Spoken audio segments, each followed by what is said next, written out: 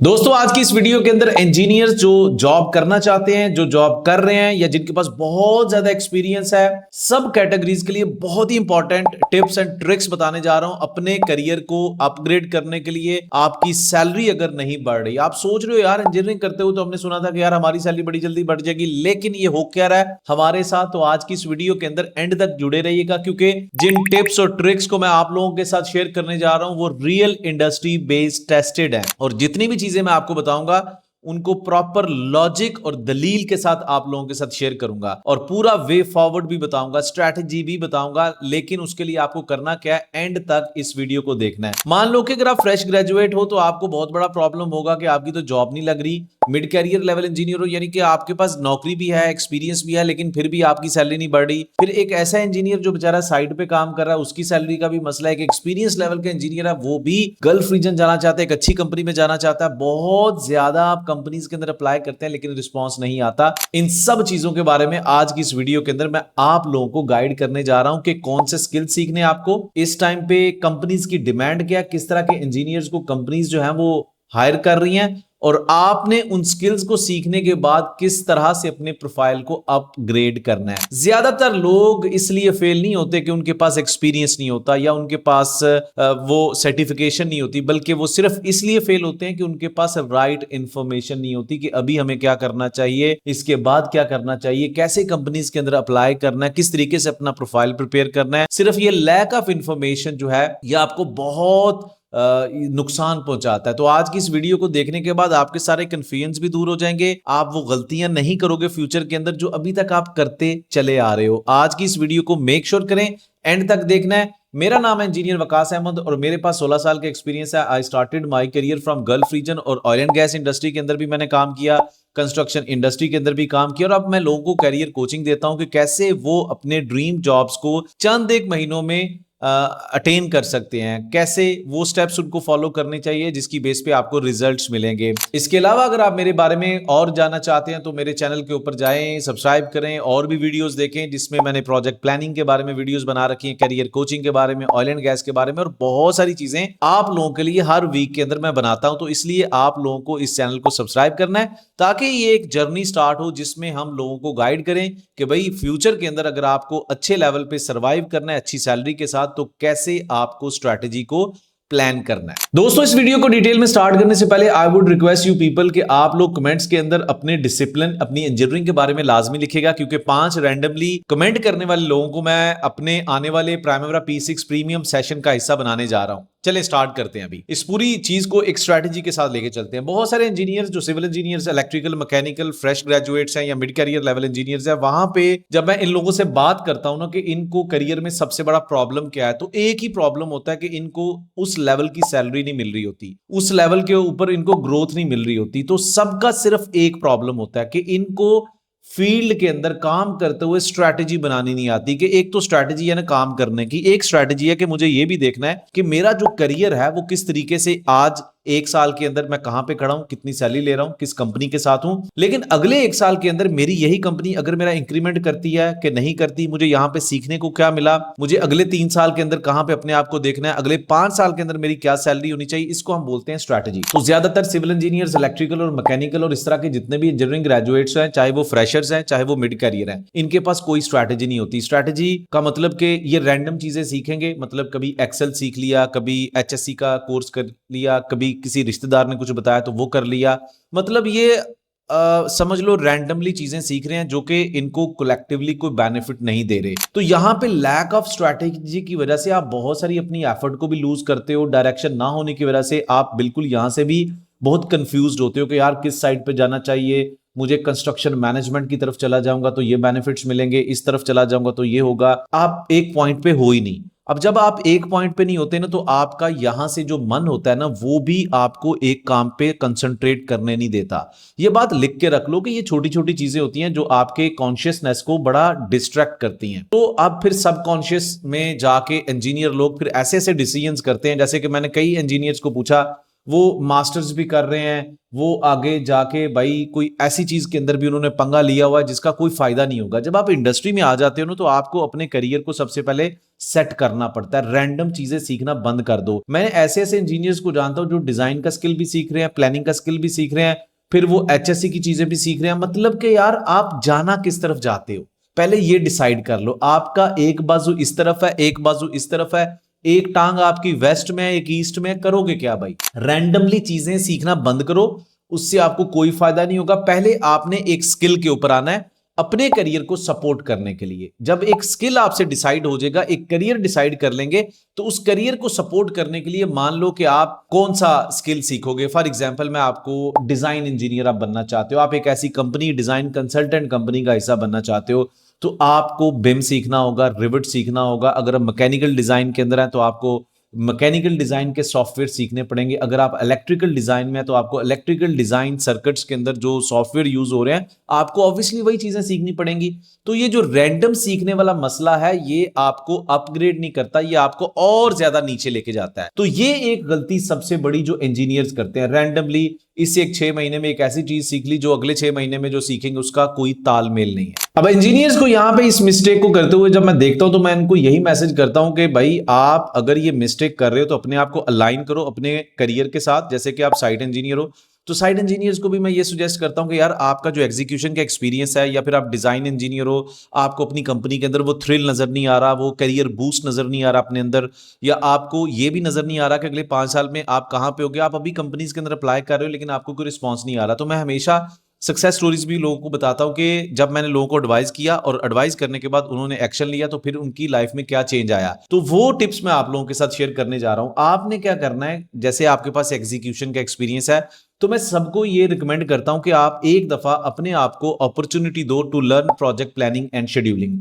इन other words, इसको हम बोलते हैं प्रोजेक्ट मैनेजमेंट का application. Now future belongs to project management. Why?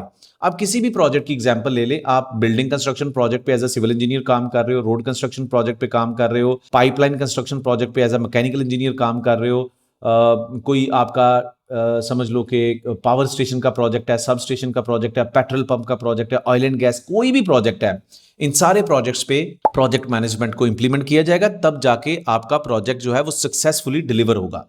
ये बात तो लिख के रख लो। अब इस एक इंफॉर्मेशन ना होने की वजह से मैं कई ऐसे इंजीनियर्स को कंसल्ट कर चुका हूं जिनके पास 20 साल का एक्सपीरियंस है। अब वो क्या कर रहे थे, वो बेचारे उन्होंने अपने करियर को स्टार्ट किया सिर्फ साइट इंजीनियरिंग से और 20 के 20 साल उसी साइट को दे दिए। अब 20 साल बाद वो कहां पे खड़े हैं? साइट पे ही खड़े हैं, साइट पे ही खड़े हैं। जो लोग डिजाइन में थे वो डिजाइन में ही बैठे हुए हैं, जो लोग क्यूए क्यूसी में थे वो वहीं के वहीं बैठे, जो एचएससी में थे वो वहीं के वहीं बैठे हुए हैं। होता क्या है, जब आप एक तरह के करियर में होते हैं ना, एक ही डोमेन को डील कर रहे हो, तो फिर क्या होगा, आपकी सैलरी एक लिमिट तक जाएगी, उससे आगे नहीं जाएगी। चाहे आप अपने कंट्री में जॉब कर रहे हैं, चाहे आप किसी दूसरे कंट्री में जॉब कर रहे हैं, और फिर आपकी जॉब अपॉर्चुनिटीज भी लिमिटेड हो जाती हैं। आप उसी डोमेन में काम कर सकते हैं, ये बात याद रखना। जब आप अपने करियर को अपग्रेड करते हो किसी ऐसे स्किल के साथ जिसकी डिमांड हर एक प्रोजेक्ट में है, और उस प्रोजेक्ट के अंदर उसका जो एक इन्फ्लुएंस है थ्रू आउट द प्रोजेक्ट है। फॉर एग्जाम्पल, प्रोजेक्ट मैनेजमेंट का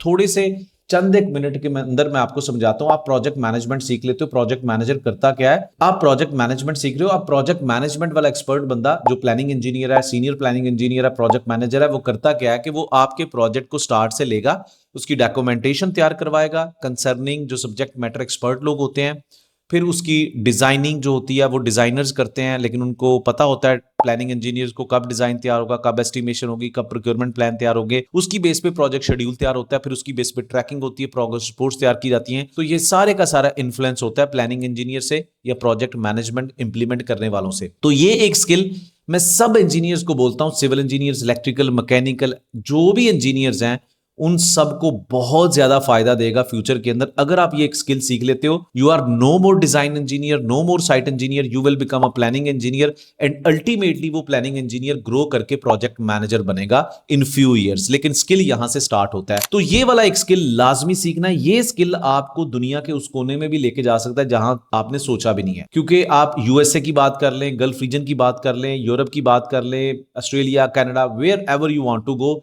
everywhere there are multiple projects. Renewable energy के प्रोजेक्ट्स हैं, सोलर, विंड के, ऑयल एंड गैस के प्रोजेक्ट्स हैं, आपके इंफ्रास्ट्रक्चर के प्रोजेक्ट्स हैं। Every single project need project management to implement, so that is why future belongs to this skill. तो engineers, आप साइट पे काम कर रहे हो, आप हेड ऑफिस में काम कर रहे हो, you have to start understanding this one skill, project planning, scheduling and tracking. ये समझ आ गई। अब इस स्किल के साथ जो चीजें और भी दो मैं आप लोगों को ऐड करके दे रहा हूं, जो कि आगे आने वाले टाइम के अंदर बहुत ज्यादा जिनकी डिमांड होगी, और उसी की बेस पे आपकी सैलरी डिफाइन की जाएगी। आप हाई पेड सैलरीड इंजीनियर भी बन सकते हैं, और आप एक ऐसी कंपनी का भी हिस्सा बन सकते हैं अगर आप इनको नहीं सीखेंगे, जो आपको हो सकता है अगले महीने नोटिफिकेशन दे दे। अब प्रोजेक्ट प्लानिंग कंट्रोल सीखने के बाद सीधा प्लानिंग इंजीनियर बनोगे, लेकिन इसमें आपको सीखने के लिए प्रोजेक्ट मैनेजमेंट सीखनी पड़ेगी, कंस्ट्रक्शन मैनेजमेंट सीखना पड़ेगा, कॉन्ट्रैक्ट मैनेजमेंट और प्राइमेरा P6। इन स्किल्स की हेल्प से आप एक प्रोजेक्ट शेड्यूल को तैयार कर सकते हो। प्रोजेक्ट शेड्यूल इन प्राइमेरा P6 जो पूरा एक डॉक्यूमेंटेड इंटीग्रेटेड प्रोजेक्ट डॉक्यूमेंट होता है, जिसमें आपका काम क्या करना है, कब करना है, कैसे करना है, किस डेट को करना है, कितने पैसों के साथ करना है, कितने रिसोर्सेज आपको चाहिए, सारी डिटेल वहां पे होती है। ये होता है आपका प्रोजेक्ट प्लानिंग कंट्रोल का एक स्किल। लेकिन यहां पे क्लाउड एआई का बहुत ज्यादा इन्फ्लुएंस है। अब आज के टाइम पे अगर आप प्लानिंग इंजीनियर के तौर पे काम करते हो तो आपके लिए बहुत इजी हो चुका है। क्लाउड एआई को अगर आप यूज करते हो तो आप इजीली अपना जो डाटा है ना उसको ट्रांसफॉर्म कर सकते हो, क्योंकि इसके अंदर आप बहुत सारे डॉक्यूमेंट्स यूज करते हो प्रोजेक्ट के, जैसे कि बीओक्यू है, कॉन्ट्रैक्ट है, आपके माइलस्टोन्स हैं, डब्ल्यूबीएस है, उसको प्राइमेरा P6 में लेके जाते हो। पहले आप उसको रिफाइन करते हो अपने प्रोजेक्ट के रॉ डाटा को। तो क्लाउड एआई आपको बहुत सारी ऑप्शंस देता है, इवन दो के not only in project planning scheduling but also in other careers. It has transformed every single career. तो मैं ये हमेशा रिकमेंड करता हूं कि आप किसी भी डोमेन में काम कर रहे हो, आपको क्लाउड एआई लाजमी सीखना चाहिए, लेकिन प्लानिंग इंजीनियर के तौर पे तो बहुत ही जरूरी है। तो यहां पे ये बात याद रखो, अगर आप अभी कम सैलरी कमा रहे हो ना, तो मैं आपको एक ऐसा टिप बताने जा रहा हूं। आने वाले टाइम में क्या होगा, कंपनीज की एक प्रायोरिटी बताने जा रहा हूं।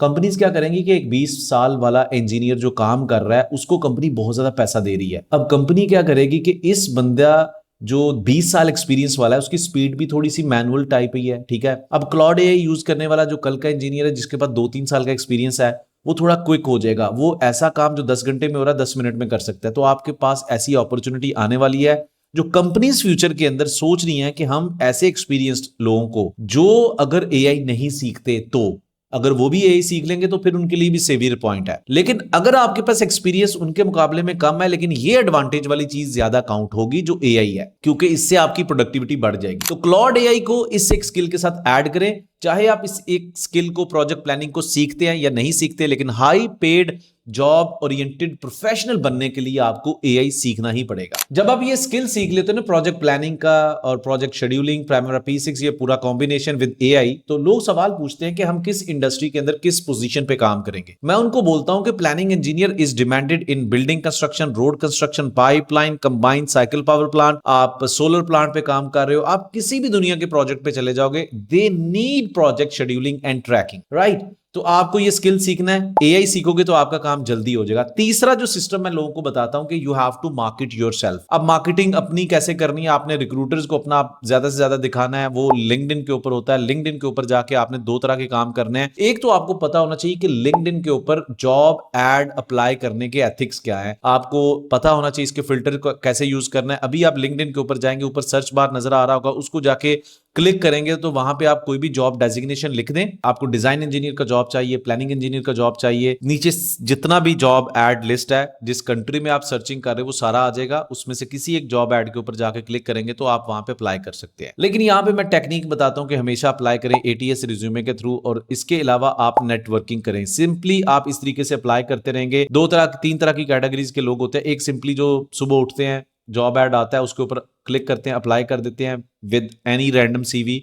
दे will not hear from these recruiters any time. Recruiters they are no more interested कि वो इस तरह के रैंडम सीवीज को रिप्लाई करें। दूसरी तरह की कैटेगरी वो होती है जो अपनी रिज्यूमे को प्रिपेयर करता है as per that job ad keyword. AI को भी यूज करना आता है हमें, क्लाउड एआई, चैट जीपीटी, जिसको भी आप यूज कर लो। आप अपना सीवी वहां पे अपलोड करते हो और उसके बाद आप देखते हो अच्छा यार यहाँ पे मैंने अपना सीवी अपडेट कर दिया, as per this job add keywords यहाँ पे डाल दो और उस तरह का रेडी होके आ जाता है। ठीक है, अब आप क्या करते हो कि उस सीवी को लेके जो एटीएस है, जो मैच कर रहा है उसके कीवर्ड्स के साथ, उसको अप्लाई करोगे उस कंपनी की जॉब एड के साथ। ठीक है, तो वहां पे चांसेस बढ़ जाते हैं। तीसरी कैटेगरी उन लोगों की है जो सिर्फ जॉब एड के ऊपर अप्लाई नहीं करते, they are actually making a circle. वो एक कम्युनिटी बना रहे हैं, वो अपने लोगों को रिक्वेस्ट भेज रहे हैं जो रामको में जॉब कर रहे हैं, बड़ी बड़ी कंपनीज में बड़े बड़े एक्सपीरियंस के साथ जॉब कर रहे हैं, नेटवर्किंग इसको बोलते हैं, और उनको प्रॉपर एक रिलेशन बना रहे हैं उनके साथ. So this is gonna very important thing. So this is gonna be a very important thing for you people if you are starting networking. और ये सारी की सारी चीजें जो मैं इस वीडियो में बता चुका हूं, ये प्योरली आपको एक high paid salary oriented professional बनाने के लिए बहुत जरूरी है आज के टाइम पे. एआई मिस करेंगे, you will lose the game. अगर आप इस तरह का स्किल नहीं सीखोगे until unless you are a civil engineer, electrical, mechanical, ये जितनी भी इंजीनियरिंग कम्युनिटी है, they must start learning project management with a proficient tool like Primavera P6, excel and all that. और इसके साथ जॉब हंटिंग टेक्निक्स आप लिख के रख लो. 2 इंजीनियर्स जो सिविल इंजीनियर्स हैं, दोनों एक ही क्लासरूम से पढ़े हैं, एक ही बुक्स, एक ही टीचर्स, एक ही इन्वायरमेंट से उन्होंने ऑक्सीजन लिया, एक ही तरह का उनका माइंडसेट था, लेकिन 5 साल बाद दोनों का सैलरी डिफरेंट होगा, क्योंकि दोनों का माइंडसेट धीरे धीरे धीरे बदलता रहता है. एक बंदा सिर्फ उसी एक कमरे में बंद रखता है अपने आप को, साइट इंजीनियरिंग कर रहा है उसी कंपनी में, बाहर का सोचता नहीं, अप्लाई जरूर करता है लेकिन सोचता नहीं है. अप्लाई करना और सोचना 2 डिफरेंट चीजें हैं. दूसरा बंदा ये सारे काम कर रहा है, स्किल सीखना, नेटवर्किंग करना, अपने ऊपर काम करना, डेली बेसिस पे लर्निंग वाली हैबिट्स. अब एआई आ चुका है, उसको भी सीख लेते हैं. And this guy is applying for a best jobs, and this guy is going to learn, and this guy who is going to learn is going to earn more than the previous guy. Okay, so इस तरह का mindset लेकर आपको carry नहीं करना. अगर आप carry करेंगे तो आप पैसा या सैलरी नहीं बना सकते. इस वीडियो के कमेंट्स में मैंने शुरू में बताया था, जो लिखेंगे लोग उनको मैं अपने प्रीमियम सेशन प्रोग्राम का मौका भी दूंगा. रैंडमली 5 लोगों को पिक किया जाएगा.